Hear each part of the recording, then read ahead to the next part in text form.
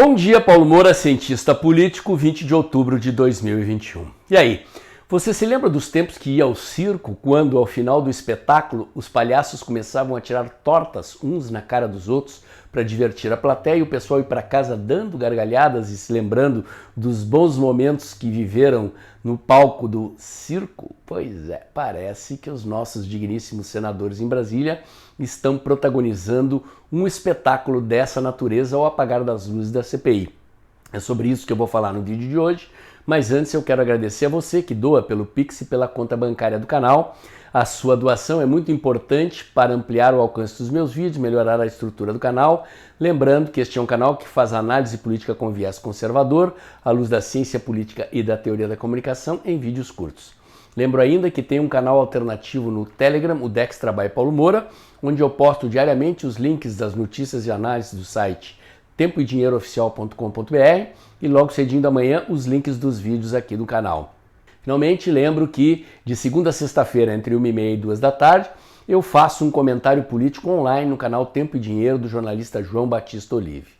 Vamos lá, gente.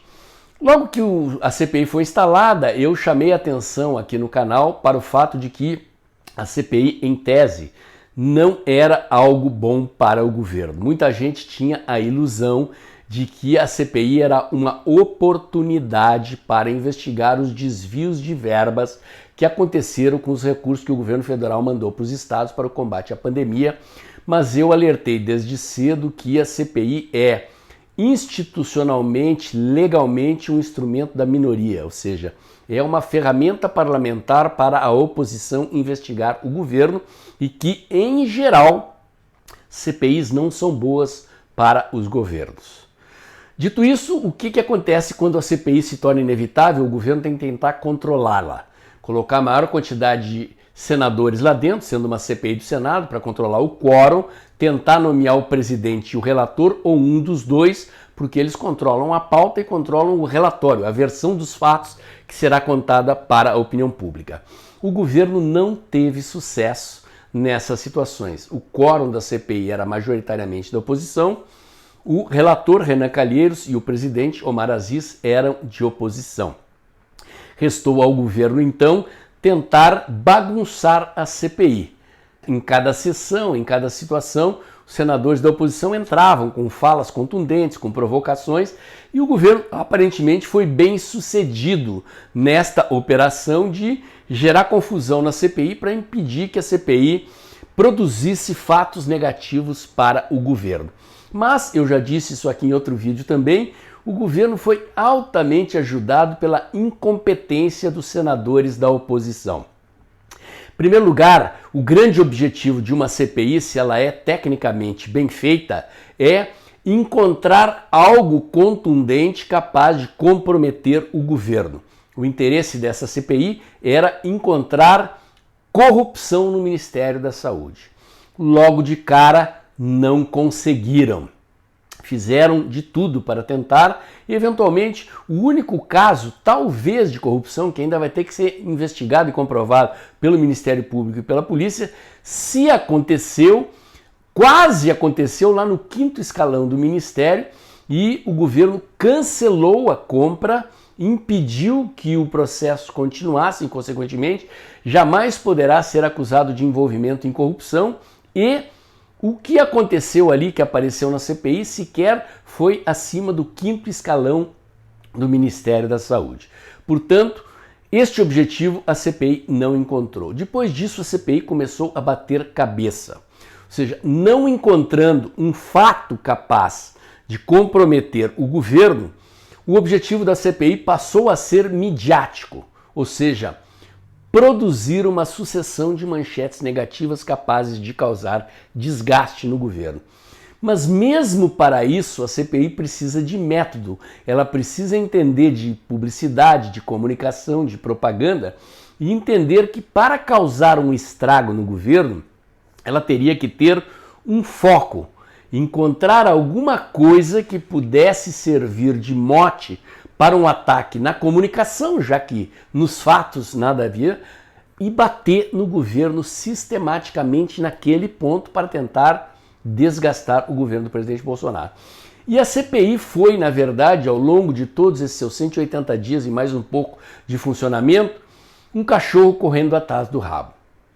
À medida em que eles iam sendo contrarrestados, contrapostos com os bons depoimentos dos membros do governo que lá foram chamados, eles iam trocando de assunto, trocando de fato, dia a dia, semana a semana, de tal maneira que nada ficou fixado na mente da opinião pública que possa ser usado contra o governo, se não juridicamente, se não policialmente falando, porque ali eles não encontraram nada, pelo menos do ponto de vista da comunicação e do marketing, da propaganda, ou seja, fixar um carimbo negativo no governo para tentar desgastar o governo significativamente naquele ponto.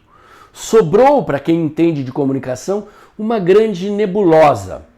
A CPI perdeu audiência. Se vocês forem se lembrar da CPI do Mensalão, por exemplo, quando Roberto Jefferson deu aquelas declarações bombásticas, peitou o Zé Dirceu no ar, cada sessão da CPI o país parava. Ia todo mundo para frente da televisão, queria ver o que estava acontecendo e havia ali o Mensalão, um crime comprovado, confesso, com depoentes confessando, com Duda Mendonça confessando, com Roberto Jefferson confessando, jogando cocô no ventilador, né, espalhando a porcaria toda, denunciando o esquema todo, e aquilo, além de existir um fato capaz de justificar a existência da CPI e as investigações que ela fez, do ponto de vista da comunicação, foi um estrago no governo do PT. Eu dou esse exemplo aqui para vocês compararem como esta CPI foi incompetente. Por duas razões, como eu disse. A primeira é porque não tinha o que encontrar. Do ponto de vista jurídico, político, policial e do ponto de vista da comunicação, que eles poderiam se apegar para desgastar o governo, eles foram um fracasso. Ficaram trocando de tema dia após dia, semana após semana, de tal maneira que não sobrou nada. Se você sair na rua hoje perguntando para as pessoas quem acompanhou a CPI, vocês vão ver que o povão mesmo, a grande massa, não acompanhou, e o público mais politizado, que se interessa por assuntos políticos, perdeu o interesse de ficar assistindo aqueles canais de notícia que davam espaço para os senadores fazer o seu espetáculo. Ou seja, a CPI não funcionou do ponto de vista de uma investigação séria, para investigar o que não tinha o que investigar no governo federal. Séria sim é a corrupção que aconteceu nos governos estaduais. E não funcionou do ponto de vista da comunicação, que é onde eles poderiam tentar se apegar, encontrar um ponto, bater nesse ponto durante 180 dias seguidos para desgastar o governo. E o que está acontecendo agora no encerramento da CPI era o que faltava para comprovar aquilo que todo mundo já diz quando chama a CPI de circo parlamentar de inquérito. O ritual oficial seria o quê?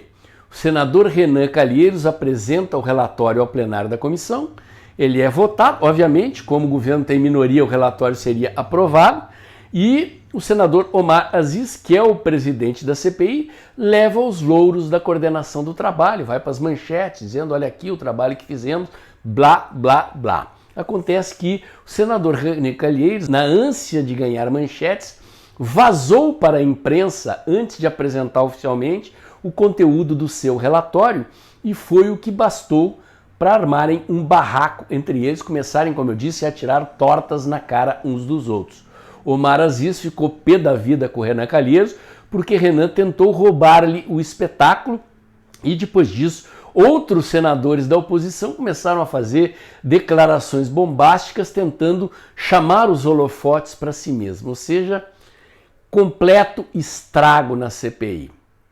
E aquele assunto que interessava, que é a corrupção nos estados, progrediu nas investigações em algumas CPIs estaduais, notadamente no Rio Grande do Norte, de onde virá um estrago contra os governos estaduais, notadamente na questão do consórcio Nordeste, coordenado por Carlos Gabas, ex-ministro da Saúde de Dilma Rousseff. Ali, a corrupção da grossa, na compra de respiradores no estado do Amazonas, lá do senador Omar Aziz, na compra de respiradores no Rio Grande do Norte, envolvendo também o governo da Bahia. No caso do Amazonas, há inclusive uma compra estranhíssima de respiradores que nunca chegaram a ser entregues, estragados, vencidos, que foram vendidos de uma empresa para uma loja de vinhos, a coisa triplicou de preço e foi vendida para o governo do Amazonas, e há uma outra compra de 50 milhões de reais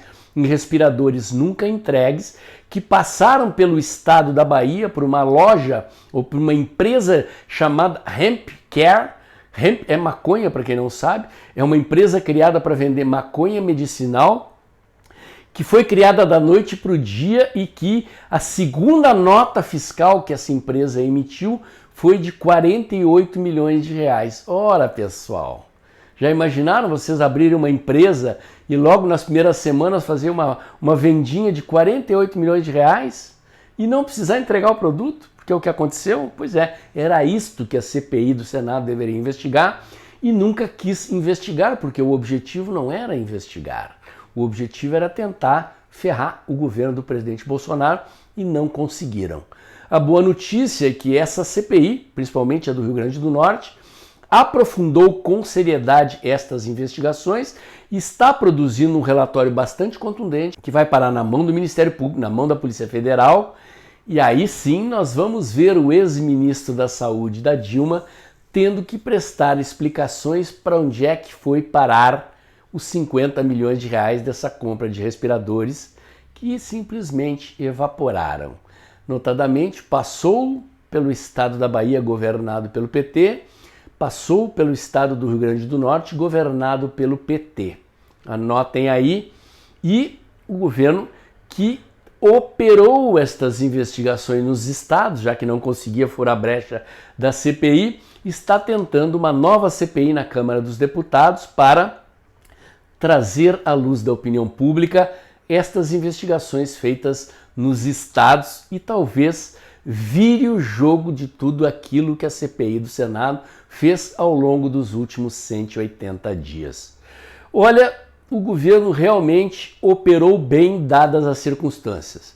Se dormiu no ponto, não conseguiu evitar a CPI, dormiu no ponto de novo, não conseguiu controlar a CPI, operou muito bem para ajudar a CPI a não dar resultado nenhum, no que foi coadjuvada e colaborada pela incompetência dos ilustres senadores da oposição, e agora se encaminha para virar o jogo, trazendo à luz as investigações nos estados, talvez numa nova CPI, aí sim, com motivo de ser e com competência nas investigações para comprometer os seus adversários. É assim que se faz, o comentário de hoje era esse. Se você gostou, curte, comenta, compartilha, bota o dedãozinho lá, aperta o sininho para o YouTube avisar você quando tem vídeo novo no canal.